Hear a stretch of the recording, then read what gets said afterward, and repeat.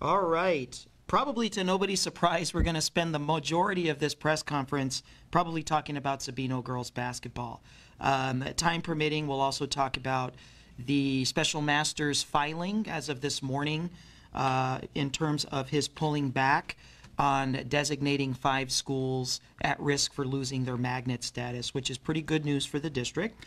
But before we get into Sabino basketball, special congratulations to Sabino drama teacher Christian Crissel. His nomination for Teacher of the Year sponsored by KGUN, Arizona Athletics, and the University of Arizona Online. Tremendous honor for the Sabino community and Tucson Unified School District. We certainly wish him the best of luck. The award will be, the determination of the award will be made on March 8th. With that being said, Sabino girls basketball, I'd like to state the following in terms of the timeline of events with regard to the complaint that we received regarding the potential ineligibility of 3 players for the Sabino girls basketball program. January 18th, 2019, the school received a complaint, an anonymous complaint, alleging that there were potentially 3 players on the Sabino girls basketball team, the varsity basketball team, that were ineligible and that should not have been playing for the duration of the 2018-2019 season. I want it noted that this complaint was received by the Sabino administration and acted on promptly. This was a complaint that we investigated internally, and on or around January 20th, our initial determination was that the 3 players were fully eligible to participate in the basketball campaign for the 2018-2019 school year. Between January 20th and January 21st, upon further investigation, not by the AIA, but further questioning by the Sabino administration of the varsity basketball coach, the Sabino administration made the determination that one of the 3 players that were alleged to be ineligible, that one of the 3 players actually, according to AIA bylaws, was ineligible, and made the recommendation to our district athletic director, Herman House. It was on Wednesday, January 23rd at 5:53 p.m. A full account of our internal determination of the student athletes' ineligibility was submitted to the Arizona Interscholastic Association. The actual AIA violation and report, which is date and time stamped, is going to be made public to the press upon conclusion of this meeting. It should be noted that the Arizona Interscholastic Association did not discover any new evidence after January 23rd, between January 23rd, February 19th. The Star did publish an article, it was not Miss Bailey, okay, but the Star did publish an article that mentioned or created a perception that the Arizona Interscholastic Association came back after our initial findings on January 23rd and found new information that compelled them to remove Sabino from the tournament. That was not the case. It was our own internal investigation between the time period of January 18th and January 22nd that prompted us to designate one of the 3 student athletes as ineligible for the season. It was on Wednesday, January 23rd at 5:53 p.m. We submitted our full investigative summary along with our AIA violation report to the Arizona Interscholastic Association. Working with AIA officials and AIA leadership between the period of January 23rd and January 29th, it was determined that Sabino would forfeit 9 additional games, which the team did, in addition to the suspension of the coach for 2 additional games. For a period of 5 or 6 days between January 23rd and January 29th, I want it noted that District Athletic Director Herman House, acting in his capacity as District Athletic Director and not affiliated with the Arizona Interscholastic Association, along with the Sabino administration, proposed and discussed these disciplinary measures with AIA leadership and received pretty good feedback that these disciplinary measures would be acceptable, as evidenced by the Arizona Interscholastic Association's decision to allow Sabino to enter the tournament, the Arizona Interscholastic Association's decision to allow Sabino to retain its top ranking in the 3A conference. Between the time period of January 29th and approximately February 18th, we received no other feedback from the Arizona Interscholastic Association other than now that Sabino's situation was going to be agendized for February 19th. After not having communicated with us or given us any direction for a period of almost 4 weeks, the Arizona Interscholastic Association decided to remove the Sabino basketball team from the tournament on February 19th after having allowed the team to enter the tournament, having allowed the team to advance in the tournament, and ultimately to reach the Final Four, pulling the program out of the tournament in 48 hours in advance of its semifinal championship game down in Phoenix. Please note, I am not questioning the AIA's authority to do that. I'm questioning the decision-making on the part of the AIA for the following reasons.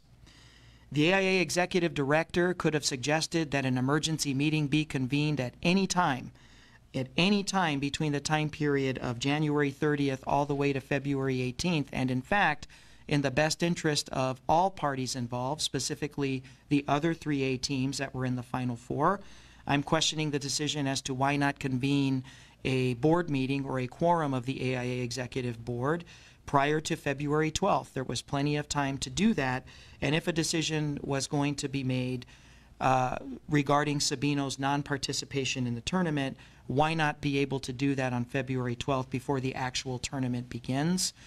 It would have affected seedings. It would have allowed one additional team to enter into the tournament if Sabino was going to be eliminated from the tournament.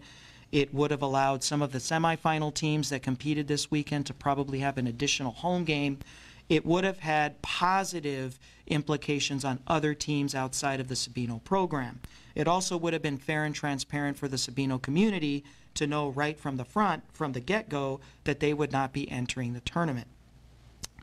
My other concern is the period between January 23rd and January 29th. I believe that we received pretty good direction from AIA leadership outside of the executive board that these consequences that we ourselves would recommending, the forfeiture of 9 additional games, the suspension of a coach who has no prior record of any disciplinary issues in Tucson Unified or with violating AIA bylaws, would be in line with what had been done in other cases and ultimately might be supported.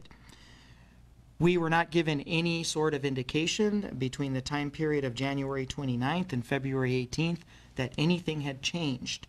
So my comments here this morning are not necessarily questioning the AIA's authority. We remain proud members of the Arizona Interscholastic Association. We're going to support their decision. My concerns are with how they went about implementing their decision and exerting their authority in this case. I don't think that it was in the best interest of the other teams competing in the Arizona Interscholastic 3A basketball tournament. I think those student athletes were ultimately affected. I think those communities were affected. And clearly I don't think that it was a decision that ultimately was in the best interest of the student athletes here in Tucson Unified, in the Sabino community or the Sabino community itself. I think it unfairly subjected the Sabino high school girls basketball team to a level of public humiliation that could have been avoided very quietly had the Arizona Interscholastic Association's executive director worked with his executive board to create an emergency meeting situation that could have transpired any time between February 1st and February 10th to make sure that the Sabino high school girls basketball team would have been left out from the tournament. We would have fully supported that decision and moved forward, but here we are. So I wanted to make sure that we clarified those points, specifically that there was no new information that was discovered between January 30th and February 18th that prompted stronger measures to be taken by the Arizona Interscholastic Association Executive Board. So I know that this is a hot topic right now. I want to open it up to questions before, and then we'll see if we have time and we'll get into the magnet and the special master's filings. You seem to... I'm sorry. You know what, if you have a quick question or one question, I have a whole... Yep, I'll get this one out. Go ahead. You seem to stress the almost importance of the internal investigation came up with the findings, came up with the discipline. Is that, I guess for people outside the district might not really care one way or the other who came up with it or who found it or who leveled it, but it seems like there's almost a bit of pride of what your team found or leveled, and that it wasn't just the AIA coming in and laying the hammer. There's no pride involved in this situation, only disappointment. I fully expected the Sabino girls basketball program to face consequences. I'm very disappointed that we would come forward with a set of consequences in the spirit of self-reporting, which the AIA is a self-reporting agency, recommendations to hold the program accountable, be told or at least have the perception that there's not a sense of urgency here. We believe AIA leadership pointed us in a direction that said, yeah, this set of recommendations probably will hold up, so much so that your team will not be barred from entering the tournament, that your team will retain its first place seeding, and will move forward. I'm disappointed that in the spirit of transparency and playing by the rules, we move forward with game forfeiture recommendations, a suspension of the coach, and that then we're not communicated with over a period of 4 weeks, and then all of a sudden there's a different set of consequences. I'm not in agreement with that. I think it subjects the student athletes to an unfair amount of public humiliation and scrutiny that's not warranted. I fully would have supported, though not happy, but removing the team from the tournament the first week of February, even the last week of January. I certainly work for a board. I understand board dynamics. I understand what a superintendent or an executive director's role is. And a primary function of that executive director or a superintendent is to say, hey, look, we've got some concerns here that can impact a pretty big event, okay? When we have graduation concerns or we have last-minute grade appeals that are going to go down a week before graduation, I'm going to make sure and make a recommendation to my board. We need to get a quorum here immediately because these decisions or this investigation is going to impact graduation. You have the Arizona State basketball tournament coming. You have a pretty significant allegation. You have your #1 team involved. You have the school coming forward and saying, we're going to take these measures. Do you think this is going to be okay? What do we need to do here? And you have no activity for 3 or 4 weeks. I have an issue with that. So we certainly are not proud that there's another violation here.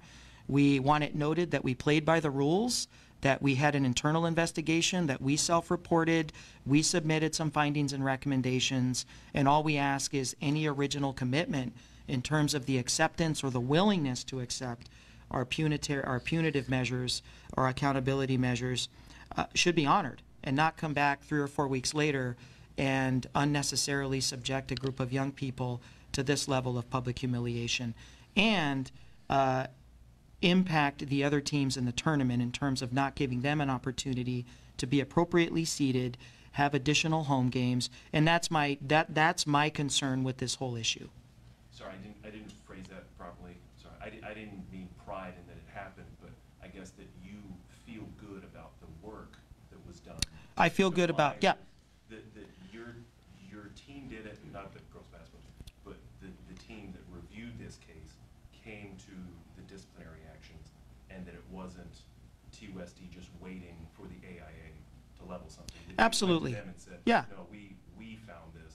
We found this. It's one of the 3. We reported it, and I this #1 seeded team, this administration of this #1 seeded team, took it upon themselves to call in and said, we had further discussions with the coach. We need to be very honest. We see a violation. At that point, Athletic Director House moved it forward, and we officially documented and reported it. So we are only disappointed in the how the Arizona Interscholastic Association went about exerting its authority. Not that they had the authority. They do have the authority.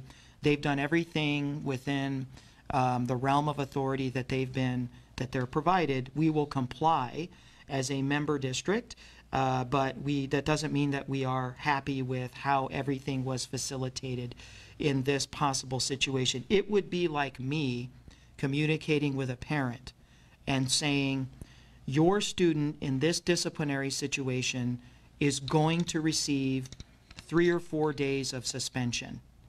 And then coming back around 3 or 4 weeks later bringing the parent in again and saying, you know, we've had to revisit this. We're now going to do a full-on long-term suspension hearing to remove the student for the semester. That's like the best way to explain it. My best option is to communicate clearly up front at the beginning of the process. Not talk about, hey, the violation didn't occur or that nothing is wrong here. But when we present a set of consequences before a major event, the AIA basketball tournament's a major event, I would have liked to have seen a little more sense of urgency. We've got to convene an extra board. We at least get a quorum to hear this case so that if this program is going to be removed, we do it before the start of the tournament. So, I have a number of questions. Regarding the self-reporting, is it normally the protocol when a complaint has been made by a parent or anybody in the community to report it to the AIA? Don't districts normally do that? Aren't they? that's exactly what we did. Yep. Okay. So it wasn't in a sense that you just came forward, you had to report it to the AIA? We are dues-paying members, and we have to investigate, and we have to report the findings. Okay. One of the things that I have looked into is regarding the Sabino accountability and the administration accountability. You had gone up to, after the Sabino baseball, the appeal process, and you had told the AIA, the board, and the executive director that you were going to take care of this matter to make sure that not only just the Sabino administration, but all of the coaches within the district would get a thorough understanding of what all of these rules were, especially, and you had, what you had said, particularly prior contact. Sure. The question now is, why was there another violation? Shouldn't they have? I want it noted for the record that the AIA hearing on Sabino was in October. Today's date is February 21st. We had to go through the procurement process to select a vendor for training. That's a minimum of 60 days. We had to coordinate scheduling of a facility for the training. We had to make accommodations for not only off-campus coaches to get clearance from their work schedules for their day jobs to attend the trainings. Then we also had to make sure that sub-coverage was in play for our existing employees that serve as coaches and sponsors. To do all that between October, the first week of October, and today, I think has been remarkable. And in fact, to this date, we've had 2 trainings specific to the bylaw that pertains to prior contact. And the actual violation that occurred with this coach not having a clear understanding of prior contact actually occurred in the summer, way before any of our trainings kicked in. So I think that's a great question.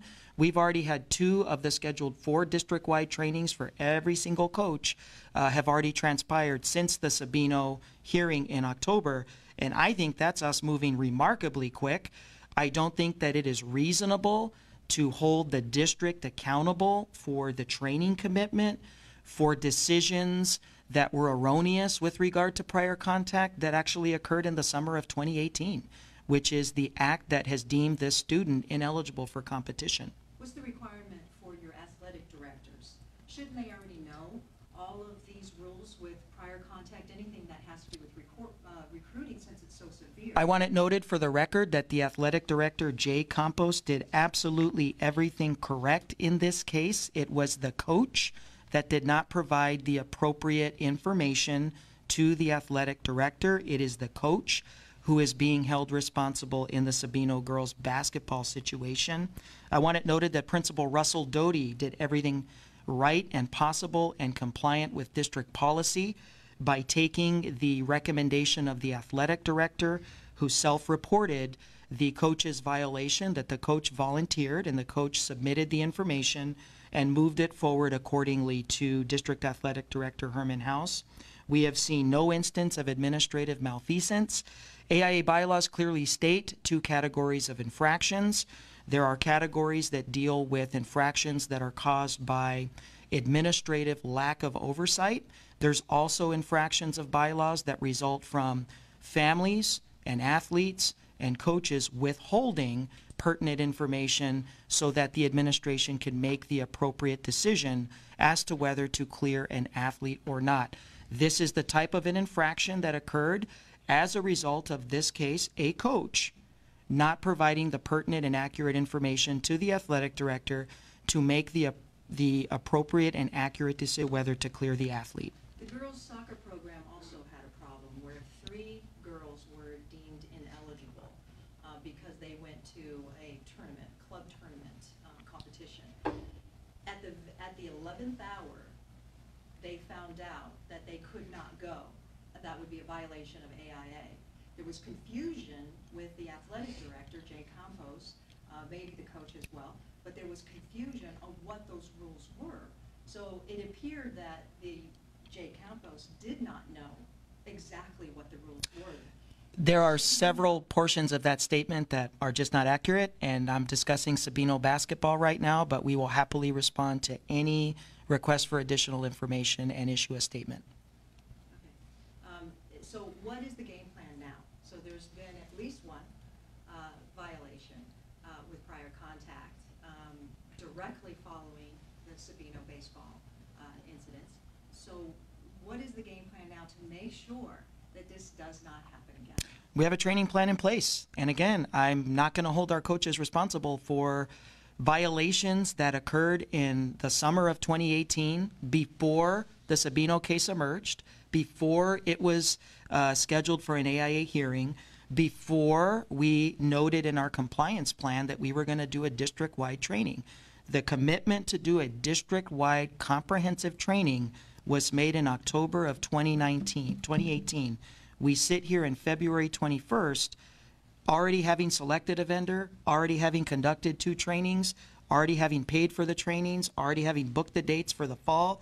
We've moved remarkably quick, and I don't think that it's fair and transparent to hold the district accountable for misinterpretations of prior contact that occurred in May, June, and July of 2018 before we made this commitment 6 months later in October to the AIA Executive Board that we would do a district-wide training. We expect to be held fully accountable for any missteps with prior contact that occur now that we've had 2 trainings and we'll have 2 more in the fall. I think that's fair and transparent. Last question. Do you think that the AIA has lost faith in the ability for TUSD to fix this issue? No, the AIA has been incredibly supportive. We have a friendly disagreement.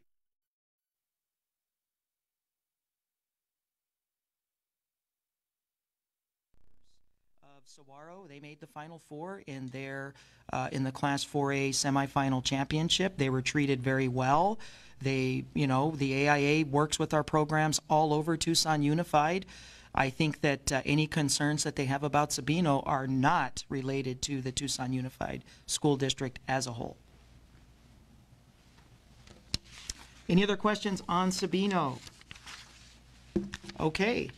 The last item that we have is this morning, the special master filed his recommendations with the court with regard to the 5 magnet schools that he originally flagged as magnet schools that he was concerned about possibly removing their magnet status. His proposal and his recommendations to the court are that Borton and Drachman, Borton Magnet School, Drachman, Booth-Fickett, Roscridge, and Holiday retain their magnet status for now, and that he awaits the district's recommendations for specifically Roscridge in terms of what the district will be recommending with Roscridge. As we've noted in previous district meetings, we are recommending that Roscridge move towards being a 2-way dual language school, that it no longer function as a magnet school, but that it functions as a 2-way dual language school. Roscridge has a unique place in our unitary status plan. It's actually occupies 2 places in our unitary status plan. It is supposed to function under Section 2 as a magnet school, but then it also functions under Section 5 of the unitary status plan as a 2-way dual language school. So our proposal is to simply move it from one side of the USP to the other. It's still embedded in the unitary status plan, and as a 2-way dual language school, it will certainly be keeping its desegregation allotments for transportation, for programming, for stipends. It will simply just not be referred to as a magnet. It'll be referred to as a 2-way dual language school. The process right now, we are going through the USP mandated provision 1D1 collaborative process with our plaintiff representatives to make sure that they are weighing in. We are facilitating what's known as a DSEG impact analysis to look at all aspects of this transition to see how it would possibly contribute to increased integration. And then, of course, we have the statute-required boundary review process that we are facilitating right now with members of the community. So we are certainly looking forward to a full-on proposal once the Boundary Review Committee gets through their work. We're certainly looking to have out to bring a recommendation forward to our governing board. Questions on magnets? Ms. Bailey? Will Ross Scrooge retain all of its desegregation funding when it transitions out of the magnet? Ross Scrooge will receive the desegregation money necessary for it to run a two-way dual language. Sometimes, not all the times, that can be more expensive than a regular magnet. So that's not a guarantee that they'll get more money, but there is a possibility that they could actually end up receiving a little bit more money because two-way dual language is a little more expensive to run. We have to pay for the, number one, all of the teacher stipends for retention and recruitment for TWDL. There's a very expensive TWL Institute, professional development that we have to provide for teachers teaching in a TWDL setting. The Achieve 3000 software that we use for two-way dual language students is very costly. Imagine Español, which is another software program that we use for dual language, is also considerably more expensive than SuccessMaker and some of the other products we have in the other schools. So it is a very costly program. The transportation sees kids coming from further distances, specifically when we look at Bloom and some of our other two-way dual language schools. So, I mean, there is a possibility that it could be a little bit more, but no guarantees. What's the enrollment and capacity at that school? We will need to do a little bit further research to get you a specific number. Follow up on her question. So there's no possibility there would be less? There's no possibility that we're going to be taking money out of the school, especially for transportation. But there is a possibility they might see a little bit more. What were the other schools? Autocorrect really screwed some of those up. Sorry. There was Booth Pickett. So there were 5 schools that the special master in December noted some very strong concerns about potentially losing their magnet status, or that he would potentially recommend they lose their magnet status because of his concerns about integration or academic achievement. Those schools were Borton, Booth Pickett, Rossridge, and then we had concerns about Holiday, and then the other one was Drachman. And after the special master's visit, he did visit Tucson. He was here for a few days to meet extensively with school leaders and to meet with members of the desegregation team and members of the leadership team. He did an extensive review of the school's plans, and he noted that he is satisfied with the steps that the district and the school communities have taken, and he has removed those schools at this time as schools that have been in danger of losing their magnets. Now, that's not to say that we lose our sense of urgency. It is still a sense of urgency. The fact that he flagged these schools to begin with has sent a very clear signal that we cannot let up with the sense of urgency around increasing integration and doing everything we can to support the schools with academic achievement. We've got to continue on that path. It's not just because he's pulled the schools out of the danger zone that we say, okay, everything is fine and we're not going to implement additional support measures. Yeah. So the special master originally, if I'm recalling correctly, he suggested that Ross Scrooge lose its magnet status. So you're saying in this, I haven't had a chance to Sure. look at the new filing. In this new filing, he's recommending all the schools retain their magnet status, even Ross Scrooge? He's recommending all the schools maintain their magnet status, but he awaits the district's recommendation on Rossridge and Holiday. Okay, so the district, even though he's kind of giving TUSD the green light as far as Ross Scrooge and its magnet status, the district still thinks it's a better option to explore the two-way The district believes it's a better option for long-term, though the special master in this morning's filing has indicated that he awaits the district's recommendation for Roskridge. His December filing, the language was very strong about his doubt that Roskridge, over the long term, would retain its magnet status because of its inability to integrate or show progress towards integration. So for us, right now, we've got two-way dual language, which has shown to be effective in terms of being able to integrate. We've got a fully integrated Davis bilingual, which uses a two-way dual language model that serves as the impetus for this move. And then we have a very highly diverse Bloom campus, which is steps away from full integration, that has shown an ability to integrate since we've implemented the two-way dual language model. We believe that that could be the recipe over at Roskridge to really further integrate the school without any major changes. The nice thing is that Roskridge, the magnet theme for Roskridge was two-way dual language. So they're not losing a program. They're not losing, they don't have to transition in a new program of focus. It simply is we're just moving it over to a two-way dual language school versus calling it magnet. And I have one follow-up. Mhm. Are there any implications if Roskridge were to transition into a two-way dual language school? Would there be any implications as far as the unitary status plan if Roskridge did not become integrated as a two-way dual language school?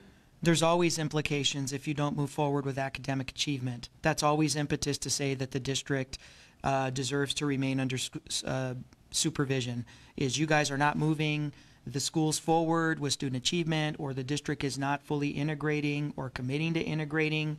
So I mean, that's for every school. I think that's our concerns are not just going to be unique to Davis or Roskridge, but it's our responsibility to close achievement gaps here, to move every school forward academically, and to show gains with integration as we've had in the last 3 years. Sure, but are there any consequences, I guess, if Roskridge as a two-way dual language school does not become? The consequences are no different. So what I want to communicate is the consequences are no different for any other school that doesn't move forward academically or fails to show sufficient integration. The consequence inevitably is not being granted full release from court supervision, which is the ultimate consequence.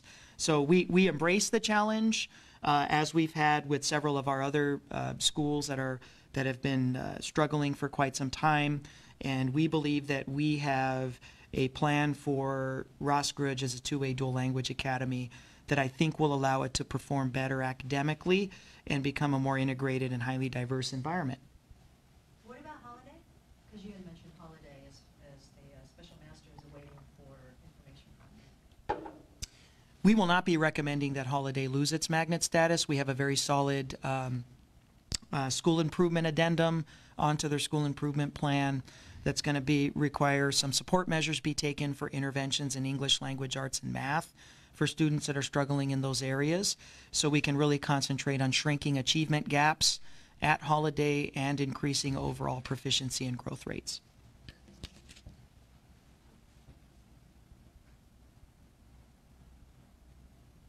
All right. I want to thank everybody for being here, and certainly hope everybody enjoyed I think the press got a 4-day break. We did. I don't know about everybody. No. We'll see you for the next one. Come on out. Board meeting tonight. Be a fun one. So fingerprint clearance checks. Yes.